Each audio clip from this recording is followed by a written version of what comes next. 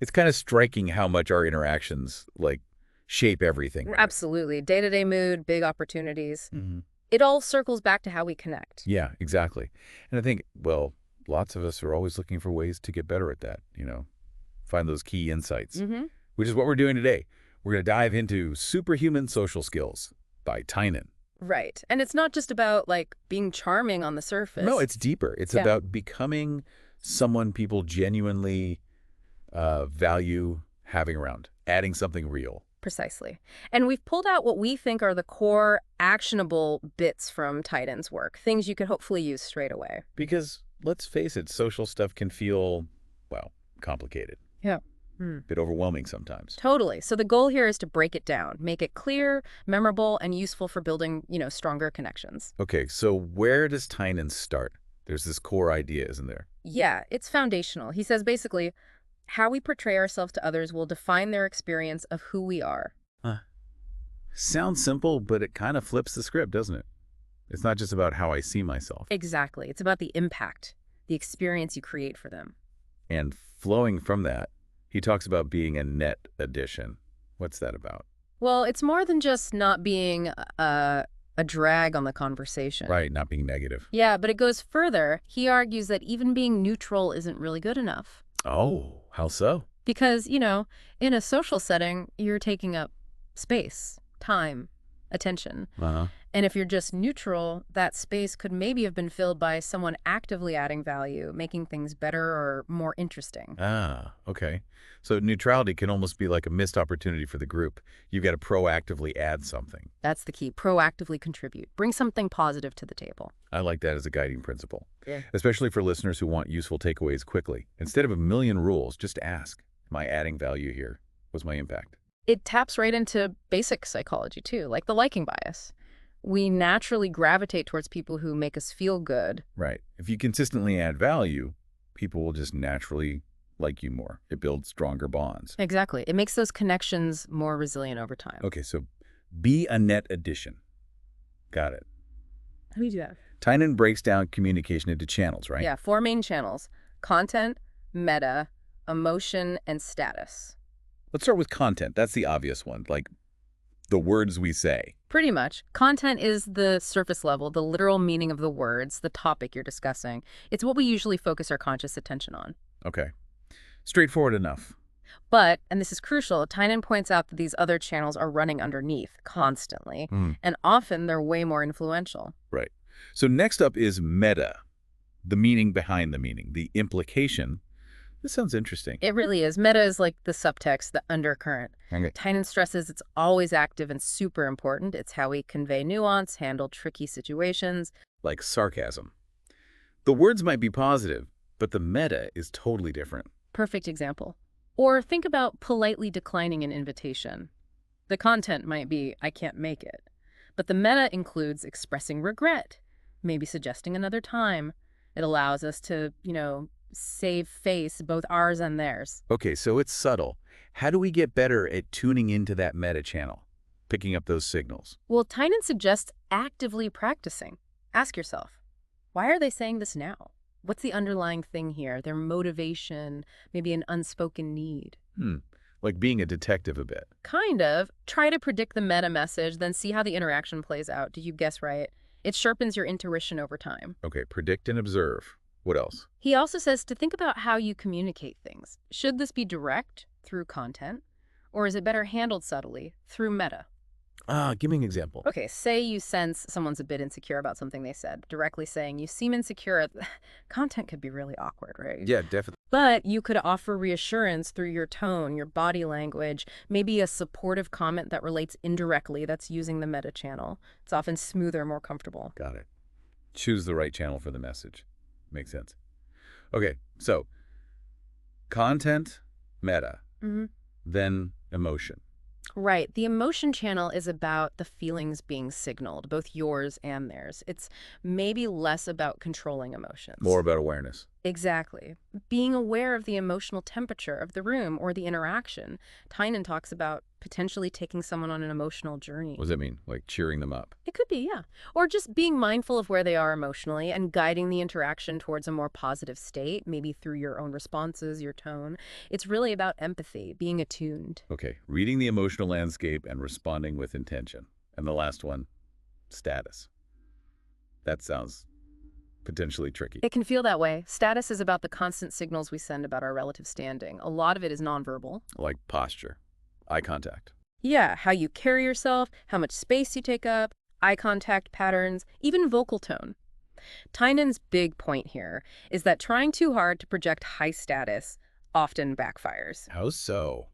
It can look insecure, like you're trying to prove something. Real status, he argues, comes more from a solid sense of self-worth, knowing your values, having boundaries. So it's less about showing off and more about like quiet confidence. Precisely. And interestingly, while being agreeable is good, Tynan notes that having your own clear opinions, even if they differ, earns respect. If you state them respectfully, of course. Right. It shows you're not just going along to get along. Exactly. It signals independent thought.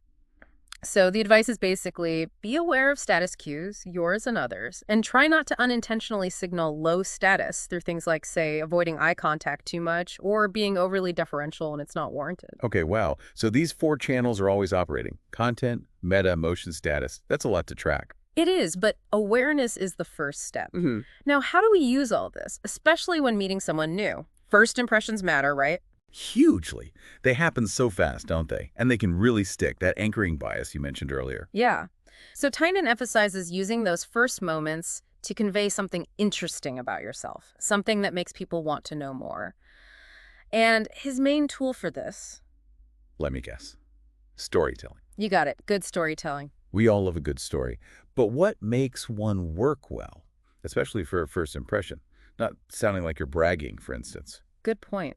Tynan breaks down a solid story into 3 phases. Set up, get the context, pull them in, build up, create some intrigue, some curiosity, and payoff, deliver the point, the surprise, the insight. Set up, build up, payoff. And for first impressions, you choose stories that subtly reveal positive things about you, your values, experience, a sense of humor, without just listing accomplishments. What if someone feels like, oh, I don't have any amazing stories? Aha! Yeah, common feeling. Tynan has a great exercise for this. The alphabet story prompt. Alphabet, how does that work? You just go through the alphabet A to Z. For each letter, you brainstorm a quick story idea from your life connected to that letter. A could be apple-picking disaster. B, bought my first bike. C, crazy cat. Whatever comes to mind. Huh. That forces you to dig up smaller things. Exactly. You realize that lots of seemingly mundane experiences can be shaped into engaging little stories. It's a really practical way to build your repertoire. I like that. Very actionable. Okay, so we've used a story, made a decent first impression. We're trying to be aware of the 4 channels. How do we just keep things running smoothly? Keep the conversation graceful. One really crucial rule Tynan stresses, especially if you're bantering or teasing, always give the other person an out. An out, like an escape hatch. Kinda, yeah. A way for them to easily change the subject or end the conversation gracefully if they're feeling uncomfortable or if it's just fizzling out. It shows respect for their boundaries. That's really considerate. What else? Eye contact comes up again. He mentions studies suggesting aiming for about 80% eye contact during a one-on-one conversation. 80%. Wow, that feels like a lot. It does sound like it, but apparently it significantly boosts feelings of connection, liking, trust. Not staring intently, obviously, but maintaining that connection. Okay, 80%. Something to maybe aim for. And general conversational goals. Tynan frames it nicely. Aim for 3 things. 1, the other person enjoys themselves. 2, they learn something interesting, but not braggy, about you. 3, you learn something interesting about them. Enjoy, learn about you, learn about them. Simple. What about groups? Groups can be tricky. Yeah, he talks about taking conversational ownership in groups, making sure everyone feels included, maybe drawing quieter people in, not letting 1 or 2 people dominate. Being a good host almost, even if it's not your party. Sort of, yeah. Yeah. And he makes this really important distinction. Aim to be liked, not necessarily impressed.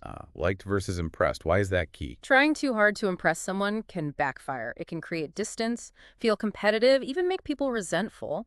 Focusing on being likable, warm, interested, positive is usually a much safer, more effective way to build real rapport. That rings true. Likability feels more genuine, more sustainable.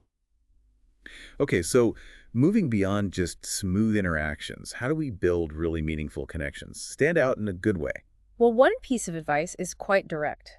Consciously add happy and positive to how you think about yourself and then really try to embody that. So project positivity. Yeah, people are drawn to it.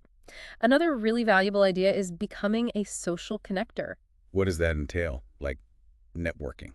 Less formal than that, it's about actively thinking when you meet someone new, who do I already know that this person might connect well with? And then, if appropriate, making that introduction. Oh, I like that. It's about facilitating connections between other people. Exactly. Being the kind of person your friends feel confident introducing their friends to, that adds huge social value. That's a great way to think about it. What else for deeper connections? Shifting your focus. Instead of thinking, what can my friends do for me? I really appreciate them for who they are. Focusing on appreciation. Nice. And if you want to stand out positively, Tynan suggests identifying good qualities that most people perhaps lack, maybe exceptional reliability or deep listening skills, and then actively cultivating those in yourself. Finding positive gaps and filling them. Interesting. He mentions reliability specifically. Big time. He emphasizes being absolutely rigorous about following through, doing what you say you'll do. It seems basic, but it's fundamental for trust. Yeah, trust is everything in relationships. Actions speak louder. Absolutely. And linked to that is honesty. Consistent honesty, even when it's difficult, even if it means disagreeing sometimes. That takes courage, though. It does. But Tynan argues that kind of consistent, reliable honesty, even with uncomfortable truths, is what builds the deepest trust over the long haul. That makes sense. Build trust through reliability and honesty. Yeah. And he even touches briefly on leadership, framing it as essentially acting in the best interests of the group. So these skills aren't just personal, they link to broader influence too. Wow, okay, so we've covered a lot from the core idea of being a net addition, through the 4 channels, first impressions, storytelling, navigating conversations, and building that deeper trust. Yeah, it really boils down to being intentional, doesn't it? Understanding those hidden layers, the meta, the emotion, the status, and consciously choosing to bring positivity and value. It's about moving from accidental interactions Yeah. to more purposeful connections. Exactly. The big takeaways really are how you present yourself matters immensely. Those subtle communication channels are powerful, and focusing on genuine connection, being that net addition, is key. So for everyone listening, maybe the challenge is this. In your very next conversation, just pause for a second. Think about those 4 channels: content, meta, emotion, status. Which one feels most active right now? And maybe more importantly, ask that question Tynan poses. How can I be a net addition in this specific moment? What can I bring? It seems like a simple question, but really thinking about it could potentially change quite a lot about how your interactions go and maybe even the relationships you build. Definitely something to think about. Applying even one or two of these ideas intentionally could make a real difference.